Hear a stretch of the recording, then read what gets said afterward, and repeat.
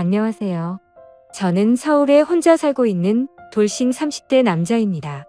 여러분들에게는 첫사랑의 기억이 어떻게 남아있나요? 다시 생각해도 설레고 아련하고 그리운 기억으로 남아있으신가요? 남자는 생각만 해도 설레는 첫사랑을 죽을 때까지 못 잊는다고 하던데 저는 다른 의미로 첫사랑을 죽을 때까지 못 잊을 것 같아요. 어쩌다 제 첫사랑의 기억이 이렇게 바뀌게 되었는지 지금부터 이야기를 풀어볼게요. 저는 고등학생 때 같은 반이었던 아내를 보고 첫눈에 반해 짝사랑을 해왔어요. 가슴 간질간질거리는 저의 첫사랑이 그렇게 시작된 것이죠.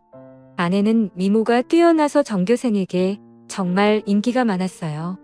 여자들은 아내가 쓰는 물건들을 따라 샀었고 학교에서 인기 좀 있다는 잘생긴 애들도 아내의 뒤를 졸졸 따라다녔었어요. 하지만 저는 잘생긴 것도 아니고 그렇다고 날씬한 것도 아니라서 뒤에서만 아내를 봤었어요. 정말 평균 이하의 외모에 살집도 있는 편이라 제가 봐도 너무 별로더라고요. 늘 그렇게 뒤에서 아내를 지켜보다가 아내가 가는 대학에도 따라 들어가게 됐어요. 아무리 그래도 그 정도까지 하냐고 말하시겠지만 저는 그만큼 아내를 무척이나 좋아했었거든요. 제 세상은 아내에 의해 흘러간다고 볼 수 있었어요. 그렇게 대학을 가서도 혼자 속으로만 좋아하다가 대학 졸업할 때쯤 제가 용기를 내서 아내에게 고백을 했어요. 현이야, 친하지도 않은 내가 이렇게 불러내서 당황했지. 졸업하기 전엔 꼭 너한테 하고 싶은 말이 있어서 불렀어. 나 너 좋아해, 현이야. 나도 알고 있었어. 고등학생 때부터 뒤에서 계속 나만 보던데 어떻게 몰라? 다른 애들은 나랑 얘기 못해서 안달이었는데 넌 끝까지 쳐다만 보더라. 아, 알고 있었어? 다른 애들은 다 잘생기고 이쁜데 난 너무 못생겼잖아. 그래서 너한테 말을 걸 용기가 없어서 그냥 뒤에서 쳐다만 봤어. 차라리 말을 걸지 그랬어. 뒤에서 쳐다만 보면 얼마나 무서운 줄 아니? 장난이야. 오히려 다른 애들과는 다르게 특이해서 자꾸 눈길이 가더라고. 아, 그랬어? 그럼 계속 특이한 애로 남게 오늘도 말 걸지 말 걸 그랬나? 나 근데 정말 너 좋아해. 대학까지 따라올 만큼 진짜 진심으로 좋아해. 대학까지 따라온 거야? 내가 뭐라고 이렇게 좋아해 주는 거야? 나 정말 별거 아닌 사람인데. 아니야, 너만 보고 있으면 주변이 환해지고 너가 웃을 때마다 내가 행복해지는걸. 이젠 졸업 앞두고 마지막이라고 생각하고 말한 거야. 부담 가지지 마. 대답 안 해줘도 돼. 왜? 난 대답하고 싶은데. 원래 고백은 대답 들으려고 하는 거 아닌가? 나는 좋아, 우리 한번 만나보자. 아직 어리니까 가볍게 만나보고 아니면 그때 헤어지면 되지. 저는 인생은 믿져봐야 본전이라는 생각에 당연히 찰 것이라고 예상하고 고백한 것인데 예상 밖으로 아내는 활짝 웃으면서 저를 받아주더라고요. 그렇게 저희는 얼떨결에 연애를 하게 되었어요. 남들과 똑같이 데이트도 하고 사랑을 나누었죠. 아내 주변에서는 도대체 저를 왜 만나냐고 했었는데 그냥 웃기만 하더라고요. 저는 이유가 뭐든 지금 아내와 사귀고 있다는 자체가 행복해서 아무런 상관이 없었어요. 그리고 졸업을 하고 저는 운 좋게 대기업에 취업을 하게 되었어요. 아내도 대기업에 계속 이력서를 넣어보는데 서류 전형은 대부분 합격을 하는데 저보다 자격증이 많이 부족해서 그런지 최종 면접에서 항상 떨어지더라고요. 결국은 대기업은 포기하고 중소기업에 취직을 하게 되었죠. 위로가 전혀 안 되겠지만 그래도 아내에게 취직 축하한다고 맛있는 것도 사주고 아내가 평소 갖고 싶어 했던 지갑도 축하 선물로 사줬습니다. 아내는 저의 응원을 받고 힘을 내서 열심히 회사를 다녔어요. 제가 어느 정도 직급이 올라갔을 때 아내에게 결혼을 하자고 했어요. 아내는 망설임도 없이 단칼에 제 청혼을 거절하더라고요. 아직 직장이 변변치 못하다면서 자신이 당당해질 수 있을 때 결혼을 하고 싶다고 했었어요. 아무것도 없는 나랑 결혼하고 싶다고 해줘서 너무 고마운데 아직 내가 직장이 변변치 않아서 지금 결혼하기엔 너무 미안해. 그럼 내가 싫어서 거절하는 게 아니라 직장 때문에 거절하는 거야? 직장이 무슨 상관이야. 우리 둘이 잘 살면 되는 거지. 그래도 직장이 좋아야 월급도 많이 받고 우리가 걱정 없이 살 거 아니야. 너 월급에 비하면 내 월급은 너무 작잖아. 나는 내가 내 앞에서 당당해질 수 있을 때 결혼하고 싶어. 그래도 너가 안 버는 것보단 낫지. 우리 둘이 같이 벌면 괜찮아. 그리고 나 혼자 벌어도 너 하나쯤은 먹여 살릴 수 있어. 아내가 저보다 못한 직장에 다닌다고 스트레스 받는 것 같아서 괜찮다고 다독여줬어요. 아내는 제가 대기업에 다니니까 확실히 제 월급이 자신 월급보다 많다는 것을 알았지만 정확히 얼마나 되는지 모르는 상태였거든요. 그래서 저는 아내에게 이 정도의 월급을 받고 있으니 결혼해도 문제가 없다고 설득했죠. 제가 자신보다 2배 넘게 받는다는 것을 듣고 놀라더니 고민을 하는 것 같더라고요. 계속되는 저의 설득 끝에 아내는 긍정적으로 생각이 바뀐 것인지 제 청혼을 받아주었어요. 제가 이렇게 결혼을 서두르게 된 이유는 회사에서도 아내가 인기가 많은 것 같더라고요. 아내가 종종 회사에서 치근덕거리는 남직원이 있다고 얘기를 꺼낼 때마다 다른 남자들이 더 이상 치근덕거리지 않게 얼른 결혼을 해야겠다는 마음을 먹게 됐죠. 저는 그렇게 힘들게 아내와 결혼하는데 성공했습니다. 저희는 결혼한 지 2년이 지났는데도 자식 없이 여전히 둘이서 신혼생활을 보내고 있어요. 사실 아무리 노력을 해도 아이가 저에게 찾아올 생각을 하지 않더라고요. 아내와 저는 아직 젊으니까 조급해 하지 말고 아이가 찾아올 때까지 천천히 기다려보기로 했어요. 그러다 결혼 3년 차가 되었을 때 아내가 임신을 했더라고요. 저희 부모님은 아들이든 딸이든 상관없다며 너무 수고했다고 고맙다면서 아내의 손을 꼭 잡고 오셨어요. 아내도 어머니의 눈물을 보고선 살짝 눈가에 눈물이 고였더라고요. 며느리 아끼는 시부모님 덕분에 낙동강 오래알 신세가 된 저만 힘들어졌었어요. 아내 회사가 중소기업이어도 설립자가 여성분이어서 그런지 복지가 대기업 못지않게 좋더라고요. 아내는 일을 하면 스트레스 받을까봐 아이를 위해 휴직을 하고 집에서 쉬고 있었어요. 혹시나 쉬면서 집안일이라도 할까 어머니께서 집에 오셔서 아내 대신 집안일을 다 해놓고 가시더라고요. 저도 퇴근하고 오면 어머니의 잔소리를 듣고 아내의 시중을 들기 시작했고요. 아내 시중을 들면서도 저는 태어날 아이 생각에 하나도 힘들지 않았고 행복했어요. 저희는 아들, 딸 구애받지 않으려고 병원에 검진을 가도 성별을 알려고 하지 않았어요. 출산하고 아이를 보러 신생아실에 갔는데 아내를 아주 쏙 빼닮은 귀여운 딸이더라고요. 엄마를 닮아서 그런지 아이의 얼굴이 벌써 완성형이라고 호들갑 떨었다가 아내한테 주책이라면서 벌써 딸바보 됐냐고 등짝 한 대 맞았네요.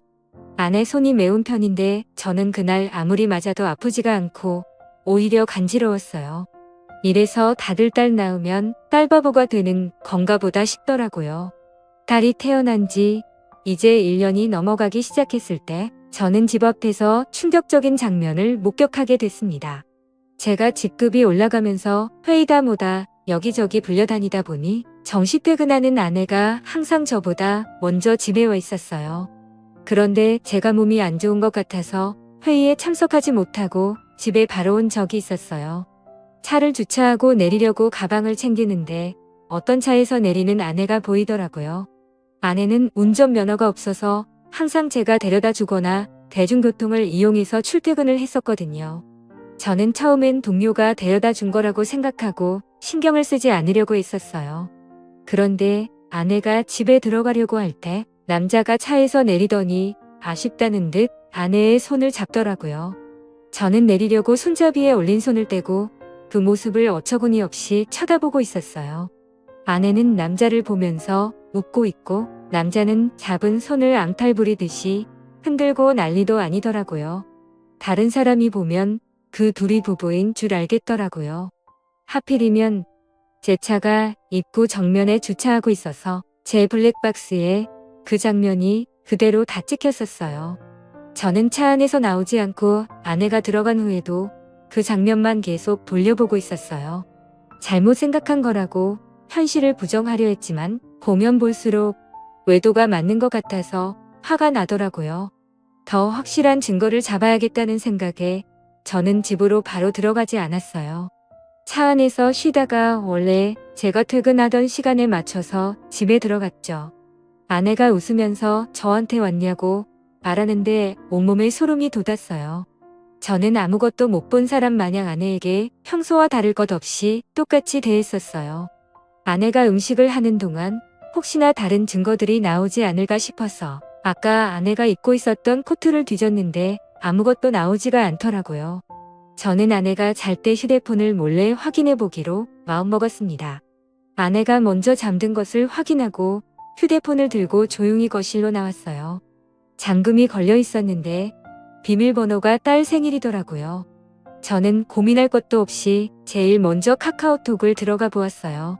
정부 회사 직원들과의 단톡이나 제가 알고 있는 고등학교 친구들과의 단톡이었는데 유일하게 한 사람만 개인톡을 하고 있더라고요. 저장명도 심상치 않은 게 제 직감으로는 이 사람이 아까 아내를 데려다 준 사람이라고 생각했죠. 개인톡을 들어가 보니 역시나 제 예감이 딱 들어맞았더라고요. 아내가 저랑 연애했을 때보다 그 사람이랑 더 달달하게 카카오톡을 주고받았어요.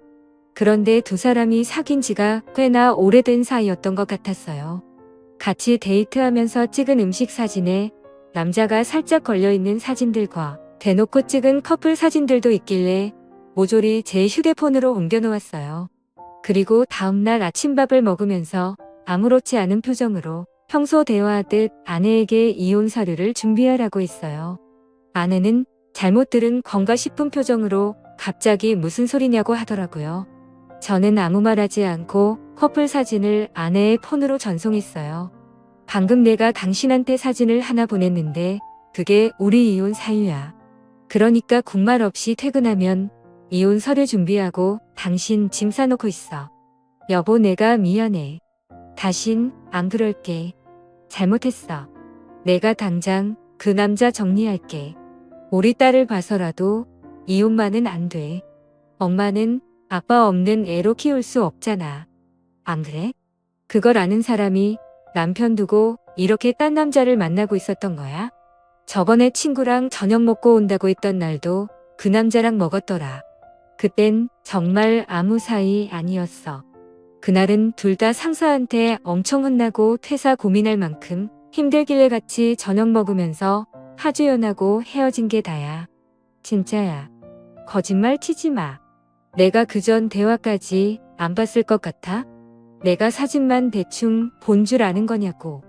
대화 내용까지 다 봤는데 왜 거짓말 치는 거야? 나도 모르겠어. 이렇게 거짓말해서라도 당신 잡고 싶었나 봐. 내가 잘못했어.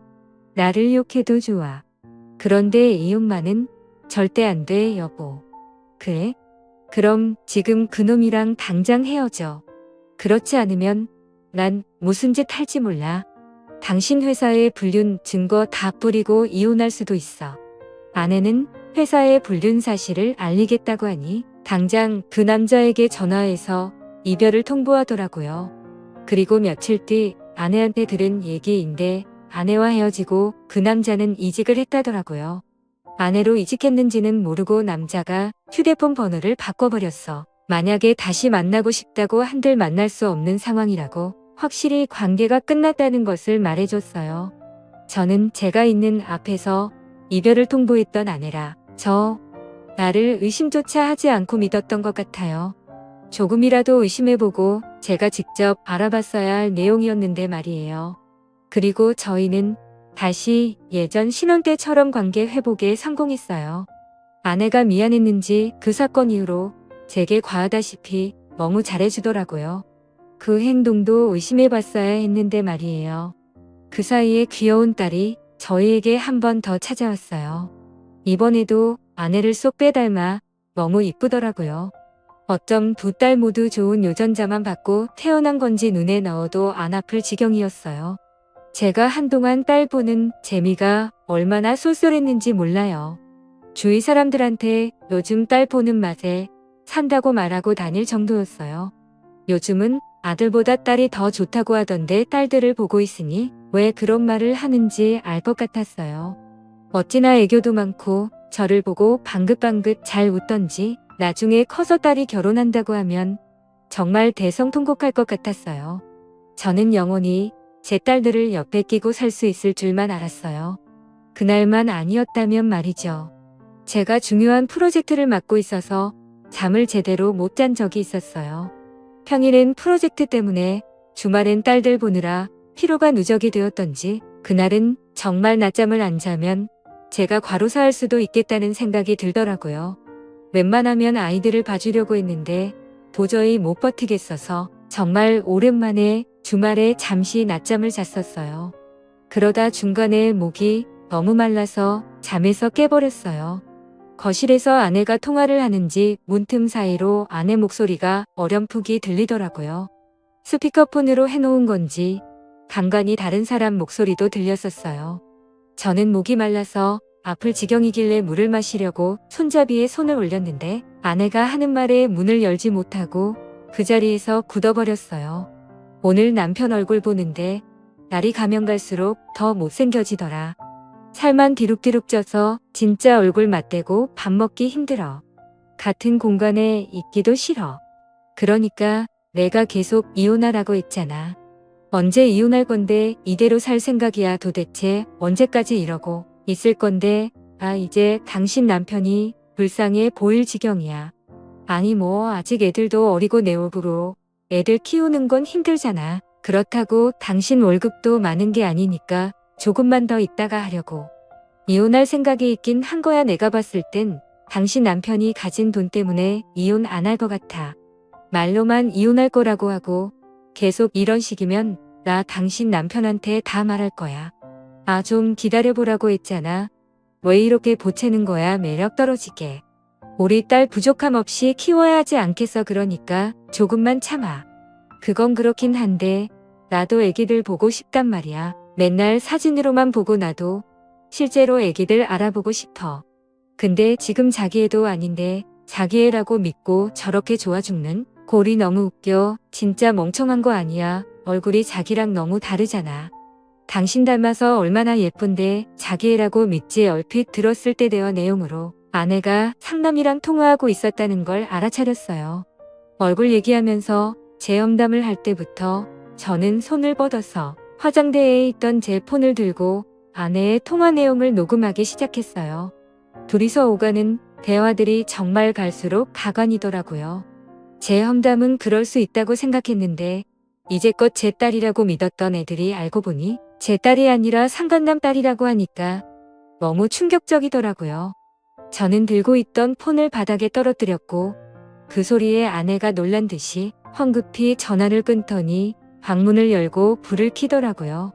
불을 켜자마자 바로 앞에 서 있던 저를 발견하고 놀라서 소리를 질렀더라고요. 여보, 당신 언제부터 여기 있었어? 혹시 내가 통화하는 걸 들은 거야? 어디서부터 들었어? 닥서. 너 당장 내 집에서 나가. 더 이상 내 목소리 듣고 싶지 않으니까.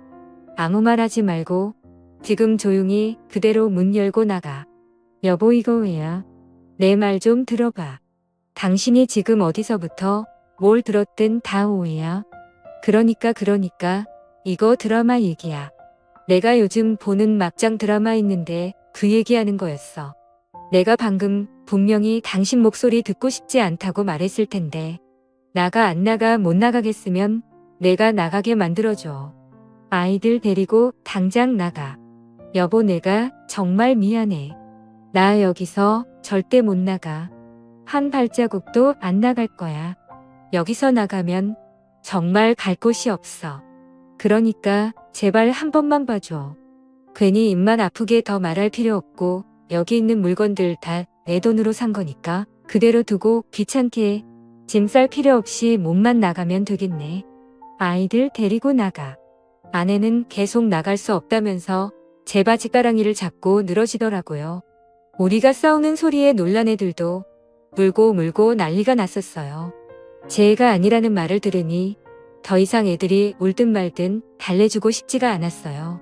아이 용품은 우리 집에 둬봤자 필요가 없으니 대충 애들 짐만 챙겨서 아내 손에 쥐어줬어요. 아내는 제가 쥐어진 가방을 던지고 못 간다면서 바닥에 들어 눕더라고요. 제가 경찰에 전화하는 신용을 하니 아이들을 데리고 나갔어요. 알고 보니 아내는 전에 저한테 들었던 그 상간남과 계속 만나고 있었더라고요. 저번에 헤어졌다는 말도 거짓말이었고 빌직을 했다는 말도 전부 거짓말이었어요. 그렇게 저를 속이고 둘은 뒤에서 만남을 이어갔던 거예요. 아내의 자식이라고 믿었던 딸들도 두 남자와 아내 사이에서 낳은 딸들이었던 거죠. 지금까지 저와 자신 사이에 아이를 낳고 싶지 않아서 피임약을 복용하고 있었더라고요. 아내는 상간남이 가진 게 쥐뿔도 없었는데 단지 얼굴 하나만 보고 만난 것이었어요. 저랑은 그저 돈을 많이 버니까 돈 때문에 계속 만나다가 결혼까지 하게 된 것이었죠. 아내는 모든 사실을 알고 바로 변호사 선임해서 이혼 소송과 상간남 소송을 했어요. 아내와 상간남은 제게 당장 줄 돈이 없다고 미안하다고 빌더라고요. 여보, 내가 잘못했어. 당신이 이혼하라면 이혼해 줄게. 우리 소송까지는 하지 말자. 그래도 같이 살아온 세월이 있는데 합의 이혼으로 끝내면 안 될까? 정말 죄송합니다. 용서받지 못할 짓 한 거 알아요. 그치만 소송만은 하지 말아주세요. 모아둔 돈도 없어서 당장 위자료 줄 돈이 없어요. 이렇게 부탁드립니다. 이렇게 될 거라고 예상을 못했나 봐요. 제가 저번에도 용서하고 넘어가 주니까 이번에도 사과하면 그냥 넘어갈 줄 알았어요. 저 절대 고소 취할 생각 없습니다. 아내가 외도한 게 이번이 처음이도 아니고 심지어 똑같은 남자랑 다시 외도를 했는데 저는 너무 괘씸해서 그 둘을 선처해 줄 마음이 전혀 없었어요. 결국 둘은 저한테 줄 위자료가 없어서 사채까지 써서 줬더라고요. 매달 정확하게 들어오는 월급 받고 사채를 쓴 모양인데 제가 가만히 있을 리 없었죠. 저는 불륜 증거들을 아내 회사에 뿌리기 시작했어요. 회사 내 커뮤니티에 익명으로 녹음본과 함께 글도 올렸고 팩스로 커플 사진들도 보내고 제가 할 수 있는 건 다 했었어요. 결국 아내와 상간남은 회사에서 질타를 받으며 그대로 쫓겨났습니다. 그리고 현재까지도 빚쟁이들을 피해 도망 다니고 있는 것 같더라고요. 그러게 처음 제가 용서하고 넘어가 줬을 때 정신을 차렸어야 했는데 자기 발등 자기가 찍는 짓을 왜 안 하십니까? 저는 정말 죽을 때까지도 이 일을 절대 못 잊을 것 같아요. 다시는 결혼할 생각도 그렇다고 연애를 할 생각도 전혀 없어요. 저는 이렇게 혼자서 걱정 없이 사는 것도 괜찮을 것 같다는 생각을 해요. 오히려 부양할 가족이 없으니 마음이 더 편해졌어요. 저희 어머니는 아직도 집사람이 바람펴서 유인한 줄 모르고 계세요. 나이도 많으신데 혹시나 충격에 쓰러지실까봐 영원히 제 가슴에 맞묻어 두려고 합니다. 여러분들은 첫사랑의 기억이 꼭 이쁘게 남아있었으면 좋겠네요. 지금까지 제 이야기 들어주신 모든 분들께 감사합니다. 모두 가족들과 행복하고 따뜻한 겨울 보내시길 바랍니다.